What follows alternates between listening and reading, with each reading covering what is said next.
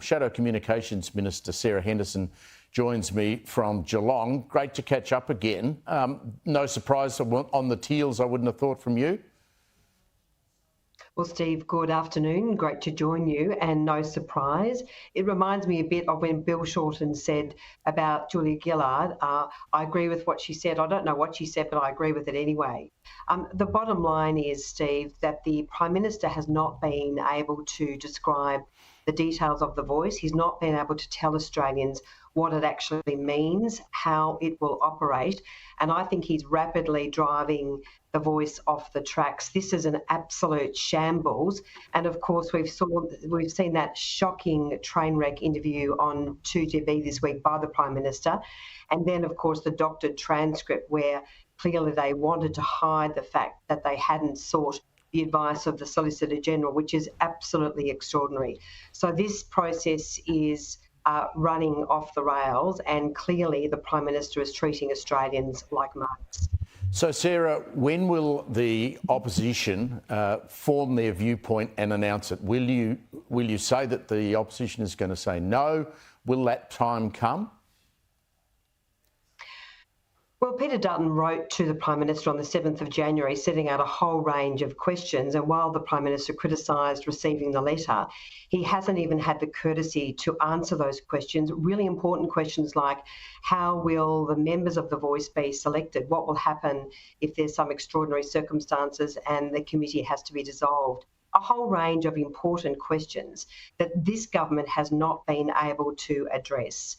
So frankly, until such time that these questions can be answered, and it appears that the government has no intention of answering these questions, then why should the opposition trust the government? Why should Australians trust the government? This is like Dennis Danutu in the castle talking about the vibe of the Constitution. This is an absolute insult to Australians. I have never seen a more botched process in terms of any proposal for constitutional change.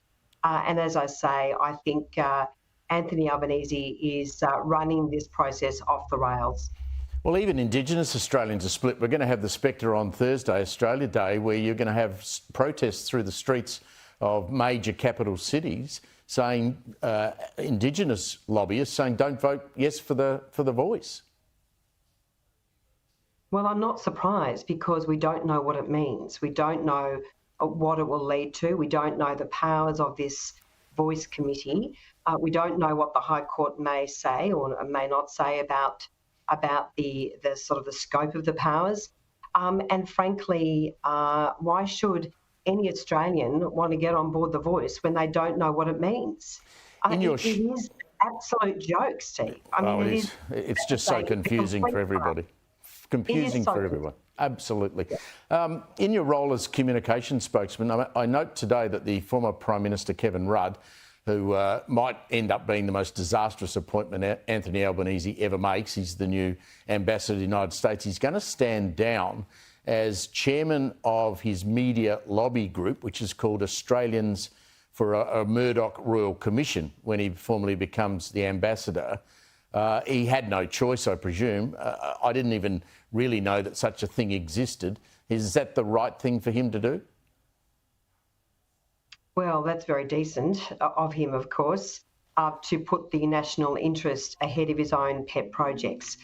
Clearly, the former Prime Minister Kevin Rudd, in his new position as the ambassador for Australia in the United States, has absolutely no choice but to do the right thing by the Australian government and the Australian people. He's led a unjustified jihad against Rupert Murdoch. It's been frankly disgraceful, in my view, without foundation, and I'm pleased that he has seen common sense prevail.